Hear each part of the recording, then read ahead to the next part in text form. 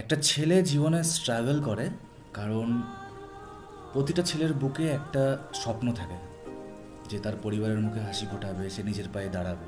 কিন্তু একটা ছেলের স্ট্রাগল কেউ দেখে না, সে কিভাবে করলো, সে কিভাবে ভেঙে পড়ে কেউ দাঁড়িয়ে গেল, কেউ দেখে না। সেটা কেউ জানার চেষ্টাও করে না, জানতেও চায় না। এই স্ট্রাগল করতে করতে সে অনেক কাছের মানুষকে হারায়, তার বন্ধু, তার নিজের কাছের মানুষ, এমনকি তার ভালোবাসার মানুষটাকেও। এটাই জীবনের লড়াই। একটা সময় আসে যখন সব কিছু থেকেও আর কিছু ভালো লাগে না, জীবনে আর কোনো চাওয়া পাওয়া থাকে না, কোনো রঙিন স্বপ্ন থাকে না, শুধু একটা শূন্যতা থেকে যায়। তারপর আর অভিযোগও থাকে না। একটা সময় যখন সে প্রাণ দিয়ে যেসব জিনিসগুলোকে চাইতো তার প্রতি অনীহা চলে আসে, কারণ তখন সে বুঝে গেছে জীবন তো কেটেই যাচ্ছে, পাওয়া না পাওয়ার মধ্যে আর কিছু যায় আসে না। জীবন যেমন চলছে তেমনই চলুক, কারণ এটা তো লড়াই, একটা করতেই হবে।